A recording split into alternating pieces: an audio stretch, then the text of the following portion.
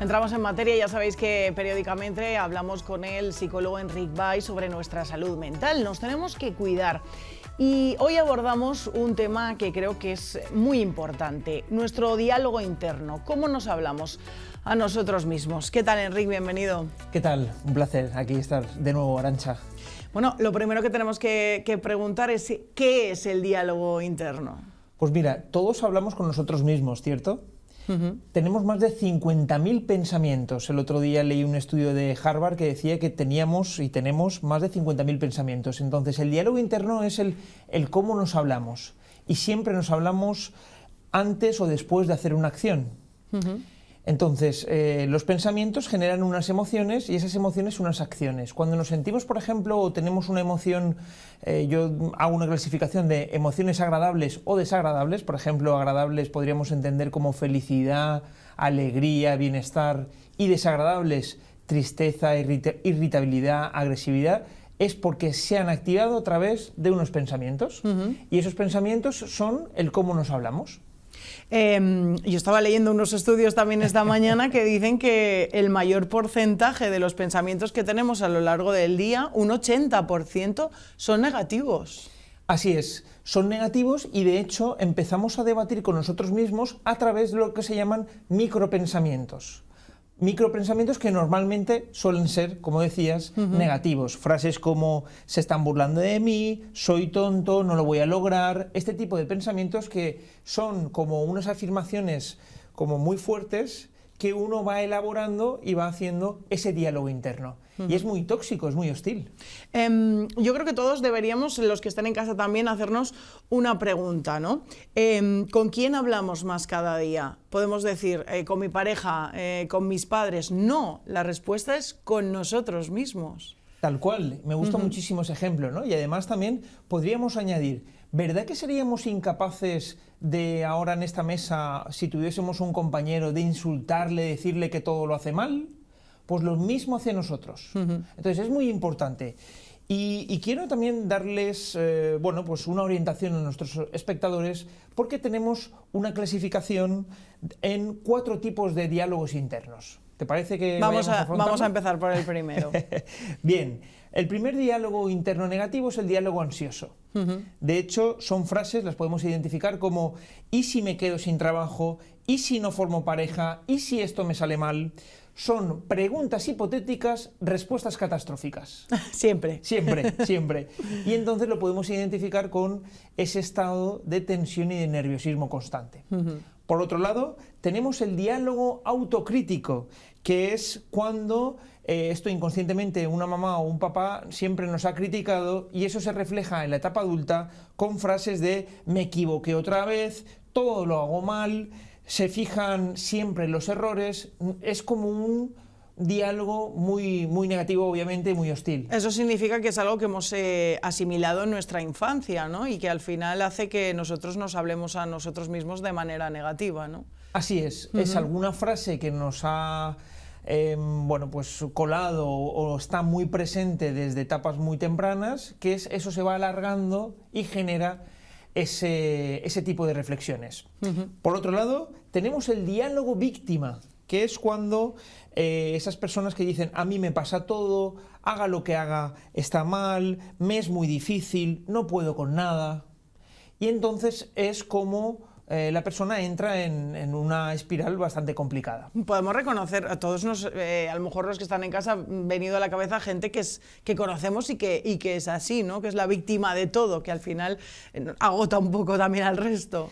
Sí, aquí, claro, si la persona no es consciente, ha monopolizado todo su diálogo con este tipo de frases y succiona mucho la energía, ¿no? Porque, claro, el diálogo constantemente es el mismo, ¿no? Y por último tenemos el diálogo perfeccionista, que son aquellas personas que dicen tendría que haberlo hecho mejor, sí, pero es una frustración constante, siempre está. Entonces, claro, aquí es un nivel de perfeccionismo tan alto que nunca es suficiente. Todos tenemos parte de toda esa clasificación que has hecho, ¿no? Aunque nuestra salud mental, digamos, esté más o menos equilibrada, ¿no? Porque 100% equilibrados yo creo que ahora mismo en esta sociedad en la que vivimos no somos nadie. Todos tenemos un poco de ellas, ¿no? De vez en cuando. Sí, vamos a ver, a no ser que nos lo trabajemos en psicoterapia, que vamos identificando este tipo de pensamientos, que ahora quiero dar alguna pauta para que también los espectadores lo trabajen, pero efectivamente, decía un psicoanalista argentino que venimos fallados de fábrica, ¿no? Al mundo. Todos tenemos un poquito de cada. El problema es cuando ese cada o ese poquito se convierte en una constante y nos influye en el día a día. Entonces ahí debemos de parar e intentar hacer todo lo posible para gestionarlo. ¿Qué podemos hacer? Has dicho que nos ibas a dar unos trucos para entendernos, ¿no? En este aspecto. Así es. Primero, hay que pensar, ¿qué me digo a mí mismo? ¿Puedo cambiar este tipo de diálogo? En ocasiones, insisto, vamos en ese piloto automático y hacemos unas autoafirmaciones tremendas. Cuando una persona dice, uy, este lugar me genera mucha tensión, no es el lugar, es la interpretación que tú haces del lugar que te ha generado una emoción. Entonces, tenemos que un poco poner el foco en esos pensamientos. ¿Estoy hablándome positivamente? ¿Qué es lo que puedo hacer? Como decía, son las situaciones, no los pensamientos. Entonces, cuando nos venga un pensamiento negativo, podemos utilizar el recurso de el pero y buscar algo positivo. Esto lo trabajamos mucho en consulta. Por ejemplo, el otro día un paciente me decía, no encuentro ahora mismo trabajo, pero estoy haciendo todo lo posible por encontrarlo. Otra persona me decía, no tengo pareja, pero estoy trabajando en mí. Entonces, eso es muy importante para, precisamente, cambiar ese diálogo interno. Cambiar un poco los peros, ¿no? Porque los peros de nuestro día a día suelen ir acompañados de algo negativo, ¿no? Darle la vuelta. Me está pasando esto, pero... pues lo que tú dices, ¿no? No tengo pareja, pero me estoy centrando en mí, estoy trabajándome, que al final soy mi compañía diaria. Sí, así es. El otro día un paciente me decía, no he aparcado, me decía, estoy enfadado, no he aparcado donde yo quería, pero al menos he aparcado, ¿no? Esto es una corriente dentro de la psicología que ya lo decía el norteamericano Martin Seligman, que se llama optimismo inteligente, que es cuando uno reconoce esa realidad, pero hace todo lo posible por gestionarlo. Es que a veces el tema de aparcar nos fastidia ya todo el resto del día y esto no lo podemos permitir, ¿eh? Tenemos que no podemos dejarnos que entre la negatividad desde primera hora de la mañana. A veces anticipamos sucesos que no tienen por qué suceder. Digo a veces, pero en realidad es muchas veces y casi nunca suceden así, ¿no? Como los tenemos en la cabeza. Sí, porque tenemos ese mecanismo de defensa que es anticiparnos para poder controlar una situación que no podemos controlar. Es un mecanismo de defensa. Entonces sí que es cierto que nosotros los psicólogos decimos que aparecen las distorsiones cognitivas, que son los pensamientos que están muy presentes. Y mira, si me permites, hay tres, básicamente. El primero es el pensamiento de la adivinación. Es cuando el otro dice, no, esto lo está haciendo por esto, por esto, por esto. O seguro que al otro le estoy cayendo mal. Otro tipo de pensamientos es el pensamiento dicotómico, o todo o nada, o blanco o negro, o estás conmigo o contra mí. Y un tercer tipo de pensamientos es la catastrofización, ¿no? Que es cuando nos ponemos siempre lo peor. Es terrible, es horrible, es muy difícil. Entonces es importante ser conscientes que es un mecanismo automático, pero lo podemos redirigir, como decía, intentando buscar esa parte un poquito más positiva. ¿Cómo podemos mejorar? Ahora que hemos conocido las claves de que al final somos negativos habitualmente en nuestro diálogo interno. Primero, siendo consciente de este mecanismo, que es un mecanismo natural, no estamos locos, no tenemos ningún problema, sino es un mecanismo automático. Segundo, cuando tenemos un tipo de emoción, son por las interpretaciones o pensamientos que nosotros tenemos.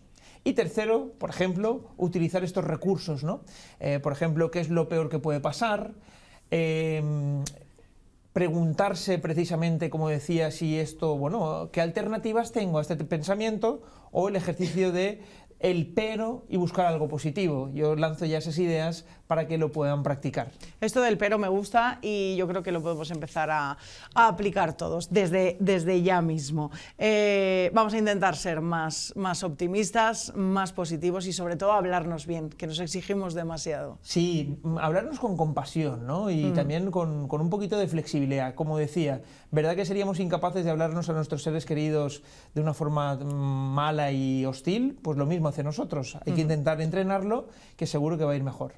Y si necesitamos pedir ayuda, que Correcto. es fundamental y es una barrera que estamos poco a poco logrando derribar. Muchísimas gracias, Enric, como siempre. A ti, Arantxa. Vamos a hablarnos todos.